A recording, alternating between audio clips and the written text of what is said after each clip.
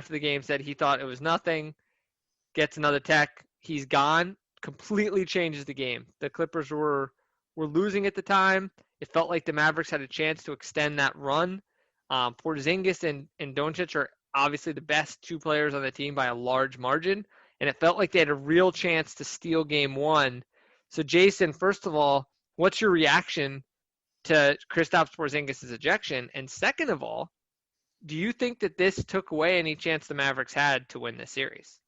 I think it's a momentum killer for sure, but to start, that ejection was completely unwarranted. It was the ejection heard around the country.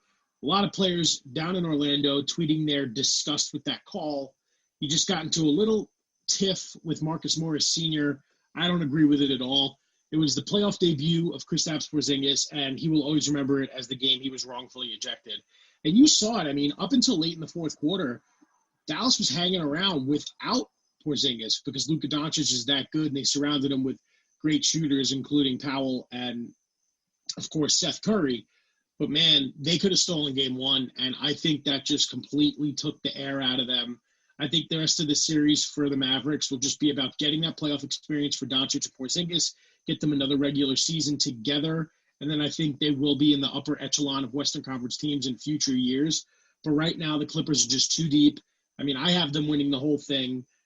I think that, the Clippers will ultimately win in 6. Maybe the Mavs steal 2 games, but that game 1 was a killer for them. And that was just a wrong call against Porzingis. He should not have been ejected. I literally couldn't have said it better myself. I completely agree everything you just said. Unfortunately, this is like one of the playoff lumps that the Mavericks are going to have to take. So, speaking of playoff lumps, Jason, the all-time playoff lump is coming in third in the history of the NBA in playoff scoring and still losing the game. And that is exactly what happened to one Donovan Mitchell on Monday night, or I should say Monday afternoon. Mitchell went off on the Nuggets. I mentioned to you before, I still have to watch some of the tape of that game, but one of the things that kind of jumps out, there was just no rim protection. Donovan Mitchell was getting everything he wanted, which was good for the Jazz because they didn't have anyone else who could do much of anything. So they were really relying on him to do that, and he put the team on his back. I mean, Jason, I have 2 questions for you here as well. One is, what do you make of that performance by Donovan Mitchell, who in total had 57 points, 7 assists, 9 rebounds, 6 of 15 from 3, and 13 of 13 from the foul line? And then, do you think the Jazz have a chance, or does the fact that 57 points from Mitchell not being enough mean this series is effectively over? I mean, the 57 points, what an impressive feat, to put it lightly. I think that Donovan Mitchell continues to show that he's big time. He's one of the alphas in the NBA. He's got a great situation there with Gobert protecting the rim. However, Gobert was not protecting the rim on Monday in game 1 against Denver. There was no defense at all in these games. And I think we're going to see a lot more high-scoring affairs from these teams. But the Nuggets just have more firepower. Remember, the Jazz are playing without Bojan Bogdanovic. There's some tension in the locker room given the whole Rudy Gobert-Mitchell situation involving both of those players getting diagnosed with COVID-19 early on, thankfully recovering. And Mike Conley. Yeah, no Mike Conley, who left the bubble for a personal reason. So, again, similar to the Maverick situation, I mean, how much better could Donovan Mitchell play in order for the Jazz to get a win or 2 in this? I think that they're down too many key players, and I think the series is going to be all Denver. I kind of agree with you, and it's interesting because 2 of the top probably 5 players for Denver are also out. Gary Harris is still not back, and Will Barton. And I'm really interested to watch this Nuggets team because I think they could be a little bit like the 7 seconds or less Suns, who, I mean, I think this could be the best offensive team in the league with the personnel they have. I mean, Jokic is really pretty much unguardable and a historically great passer. Jamal Murray is really, really solid guy. He's kind of in that, ironically, like Mike Conley role of like one of the better players who might not make an all-star team. Michael Porter Jr. is just the freaking truth, Jason. I mean, even Doris Burke was just singing his praises during this game, saying, look at the smoothness of his game, pulling up in transition. He has these advanced spin moves already. I think you're talking about one of the potentially, an all-star level player. I just think he's really good. So you put in Gary Harris, who can shoot, and Will Barton, who are also two of the better perimeter defenders. And I think this could be an interesting team. But I think you're right. I think this was kind of a devastating loss for the Jazz. And I think without those guys, it might be tough for them. Speaking of, I guess, devastating losses, Jason, I mean, did you catch any of this Rockets Thunder game? I mean, the Rockets just plastered. We didn't give our predictions. I'm saying Nuggets in 6. I'm right there with you. Nuggets in 6. Thank you, sir. So let's recap. So I have Blazers in 7. You have Lakers in 6. We both have Clippers in 6. I have Nuggets in 6. You have Nuggets in 7, correct? I have Nuggets. I think I have Nuggets in 6, but yeah, that is correct. And moving on to that last game, I mean, our last series, the Rockets just played as we started recording, Jason, and they smacked around the Thunder pretty good in that game, even without Russell Westbrook. Did you catch the game, and did you have any kind of reactions from it? The Thunder just don't look like they want to be here. This series would have a lot more juice if Russell Westbrook was playing against his old team, but the Thunder don't appear motivated. Chris Paul, as great as he's looked this past season, just did not show up in game 1. So luckily, in a best of 7, they have some time to turn it around. This is probably the least compelling of the 4 Western Conference series, just based on the fact that Westbrook is hurt. We all know James Harden can score.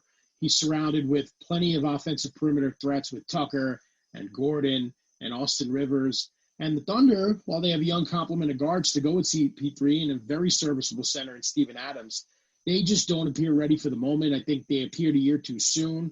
No one had this team making the playoffs, let alone the 4-5 matchup. But I think the Thunder are an early oust, and not much to say about this one. I got Houston in 5. Yeah, I have Houston in 6. I think one of the things, X's and O's wise, that's really interesting about this series is that Houston does one thing that's going to really neutralize the attack of the Thunder, which is that they switch everything. But unlike most teams, when they're switching guys, they have perimeter-oriented defenders. So what that means is when you watch Chris Paul play, and if you watch him during the bubble, you can see he does this multiple times a game. He likes to get the switch and then just go to work on a big man who's just not quick enough, and he likes to come up for that patented pull-up mid-range jumper. He can get the quickness advantage, and he can do that. And Shai Gilgeous-Alexander and Dennis Schroeder are both really adept at doing that as well, and they run a lot of pick and roll. The problem for this team right now is that whenever someone switches onto them, they don't really have an advantage. The other thing is that, really, unless they want to feed Steven Adams down low in the post, they just don't really have mismatches to attack. So I think this is going to be a really interesting series. We'll see how it goes. There's going to be a lot of free throws, unfortunately. But I'm with you. I got Rockets in 6. But, yeah, I mean, do you have any other thoughts on these Western Conference series, or are you good to move to the Eastern Conference, where I think we can actually even go a little bit quicker on a few of these series? Yeah, I mean, the West is definitely the more powerful of the two conferences. I know there's some players in the East that will have something to say about that, but the West is where it's at right now. I wish the Thunder would play better, because then we'd be 4-for-4 compelling series, but I think the Thunder will ultimately be the first Western Conference team to go home early, head back to their non-bubble lives. But, yeah, let's move to the East. All right, so, I mean, let's start with the one that I really just don't think almost anyone's going to watch. I mean, the Magic took game 1 from the Bucks, Jason. Is this anything to be worried about if you're a Bucks fan? I mean, is there anything to read into this? To me, I think the Bucks looked all out of sorts. I mean, this kind of reminds me of the Nets winning game 1 in Philly last year and then gentleman's sweep, and that could very well likely be the scenario this time because the Bucks have so much firepower, but they just didn't show up today. I watched this Magic team, and they were up 12, up 14, and then George Hill would hit a 3 or Giannis, and it'd be within 10. The Magic held a double-digit lead for most of the game, which was not a fluke. And now Orlando has a little bit of momentum on their side. Granted, they're not fully healthy. I still think the Bucks will win this series.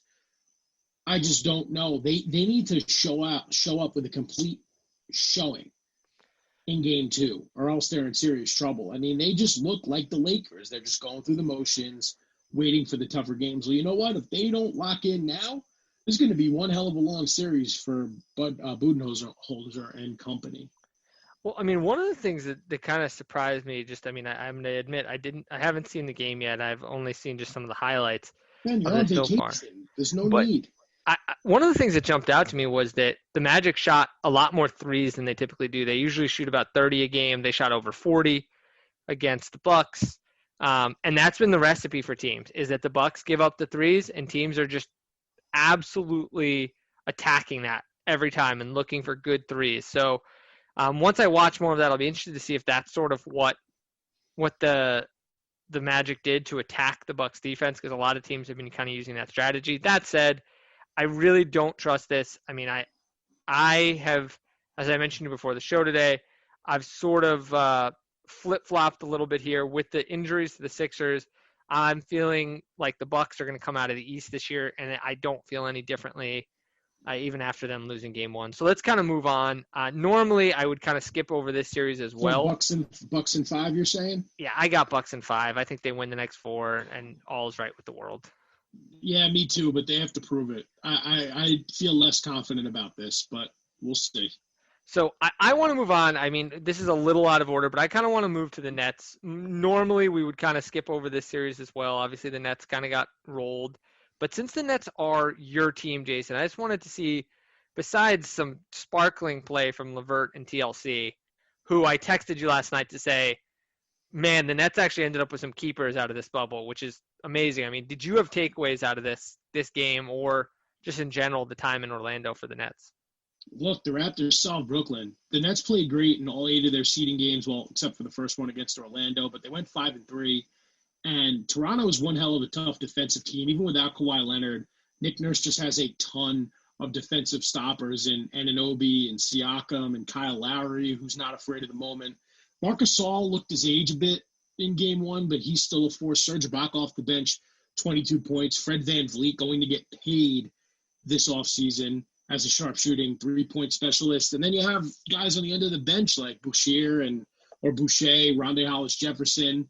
They are complete from top to bottom, and it's scary. They were together before any of these other teams, working out in Florida ahead of the time because they cannot do any organized sports in Canada. And they look ready, and they solved Karis LeVert. Karis LeVert, all-NBA bubble second team, well-deserved, but every single time he brought the ball up the court, he was blitzed at half court. Could not drive, could not pick his spots, still handed out 15 assists, had a 15-15 game, which was impressive. And the Nets did go on quite the run in the third quarter, getting a 33-point deficit down to 9 before the Raptors took over. Look, love the Nets. Everyone knows this. I still think the Raptors are going to win this series in 5. Maybe the Nets steal 1 game. But unless Jacque Vaughn comes up with an adjustment for Karis LeVert just getting blitzed every time he brings the ball up, the Nets are in some serious trouble. Silver lining, they are down 7 of their top players. Yep. They have unearthed a couple of gems other than the big bubble 3, Zion Eagle likes to call, of Jared Allen, who is a double-double machine now. And we'll get into the conversation next season on who deserves to start him or DeAndre Jordan. I don't care if you're Kevin Durant's hairdresser, okay? Jared Allen is showing that he deserves to be a starter in the NBA. He's a franchise cornerstone along with LeVert. Joe Harris deserves to get that contract. But coming out of this restart, Tyler Johnson has proven that he deserves a roster spot next year, especially if the Nets want to trade Spencer Dinwiddie if they, in order to get a stretch 4, because I do still think the roster is lacking a good stretch 4. But Timothé Luwawu-Cabarrot just getting 20-point game after 20-point game. He fouls a bit much. I did tell you that in the text message. But TLC, another one of those developmental finds to go along with Dinwiddie and Harris, and just proves how good the Nets organization is at developing guys. Raptors are just the better team, though, and if the Nets win 1 game, I'll be thrilled. Again, this year has been house money for me. It's thrilling to watch them in the playoffs. They play again Wednesday, but, all Toronto, if you ask me. I mean, it's going to be – the thing that really fascinates me, Jason, about this, that we can talk about a little bit more later, is going to be what Jacque Vaughn or whoever coaches this team is going to do with the starting lineup next year, because Kyrie's going to start. Durant's going to start.